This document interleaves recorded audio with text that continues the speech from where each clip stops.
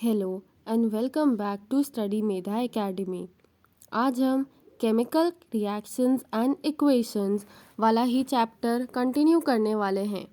ये chapter class 10 का है जो कि सीबीएसई बोर्ड एग्ज़ाम में पूछा जाता है।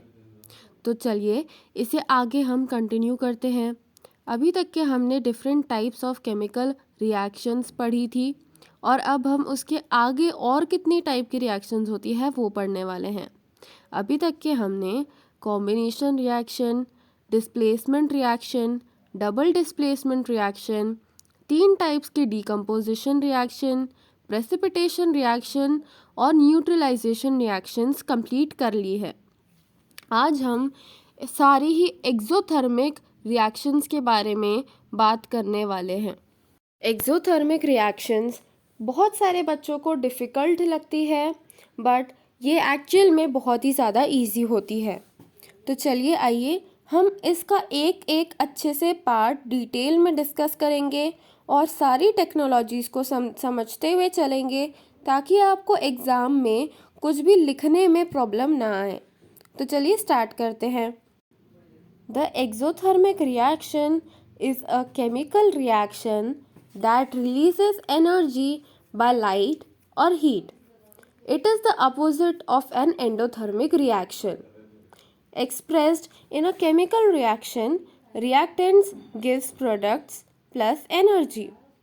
For example, 4Fe plus 3O2 gives Fe2O3.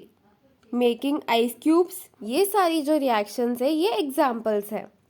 तो एक एक्सोथर्मिक रिएक्शन क्या होती है जिसमें एनर्जी रिलीज होती है इन द फॉर्म ऑफ या बाय हीट और लाइट।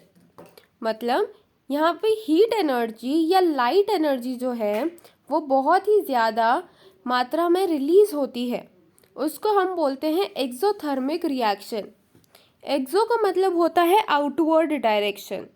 तो इसीलिए जब रिएक्टेंट प्रोडक्ट्स फॉर्म करते हैं तो एनर्जी भी आउटवर्ड डायरेक्शन में रिलीज होती है। फॉर एग्जांपल जैसे यहाँ पे एग्जांपल्स लिखे हैं, यहाँ पे हर एक रिएक्शन में कुछ ना कुछ अमाउंट ऑफ एनर्जी रिलीज हो रही है, इसीलिए हम बोल रहे हैं इसको कि यहाँ पे एक एक्सोथर्मिक रिएक्शन हो रही है। जहाँ पे भी जिस भी किसी केमिकल रिएक्शन में अगर हीट एनर्जी या लाइट एनर्जी लिबरेट होती है या प्रोडक्ट्स के फॉर्म में निकलती है तब हम बोलते हैं कि यहाँ पे एक्सोथर्मिक रिएक्शन हुई है। एंडोथर्मिक रिएक्शन रिक्वायर्स और takes in energy in order to proceed. This required energy can be provided in many forms, but it is typically in the form of heat. For example, photosynthesis, melting of ice या फिर NH4Cl plus H2O gives NH4Cl minus heat. अब जैसे कि यहाँ पे पहले exothermic में heat liberate हो रही थी, पर उसका ठीक ऑपोजिट एंडोथर्मिक रिएक्शन में जो हीट है वो एब्जॉर्ब होगी। पहले रिएक्टेंट्स हीट एनर्जी को एब्जॉर्ब करेंगे और फिर रिएक्शन आगे प्रोसीड होगी। तो इसीलिए एंडोथर्मिक और एक्सोथर्मिक एकदम ही ऑपोजिट काइंड्स ऑफ रिएक्शंस मानी जाती है। एक्सोथर्मिक में हीट प्रोडक्ट्स के हैंड के साइड में रिलीज होती है और यहाँ पे जो एंडोथर्मिक रिएक्शन की हम बात कर रहे हैं वहाँ पे रिएक्टेंट्स एब्जॉर्ब करते हैं heat energy. This required energy can be provided in many forms, but typically in the form of heat. मतलब वैसे तो बहुत सारे फॉर्म्स में एनर्जी जहाँ पे भी एब्जॉर्ब होगी उसको हम एंडोथर्मिक रिएक्शन ही बोलेंगे, बट टिपिकली हीट एनर्जी ही मतलब ऐसा अधिकतर देखा जाता है कि जो हीट एनर्जी है उसी से रिएक्शन प्रोसीड हो रही है। फॉर एग्जाम्पल फोटोसिंथेसिस, मतलब फोटोसिंथेसिस में भी हीट एनर्जी हम कंज्यूम करते हैं ताकि फोटोसिंथेसिस की जो प्रोसेस है वो कंप्लीट हो। सिमिलरली मेल्टिंग ऑफ आइस, ये एक बहुत ही जनरल सा एग्जांपल है। आपने देखा होगा कि आइस मेल्ट क्यों होती है। अगर हम उसे हीट प्रोवाइड करेंगे या अगर वो आइस क्यूब रखी हुई है तो वो सराउंडिंग्स से हीट लेती है और इसीलिए वो मेल्ट हो जाती है। मेल्टिंग ऑफ आइस भी एक टाइप की केमिकल रिएक्शन ही है और मेल्टिंग ऑफ आइस है एंडोथर्मिक केमिकल रिएक्शन। तो आई होप आपको एंडोथर्मिक और एक्सोथर्मिक रिएक्शंस एक तरह से क्लियर हो गए होंगे। अब हम आगे बढ़ते हैं। In the process of respiration the complex substances are broken down into similar substances and then converted to glucose. In the whole process, energy or heat is released.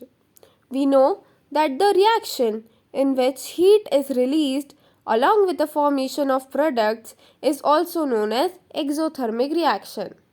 Thus, from the above 2 points, we can conclude that respiration is the exothermic reaction.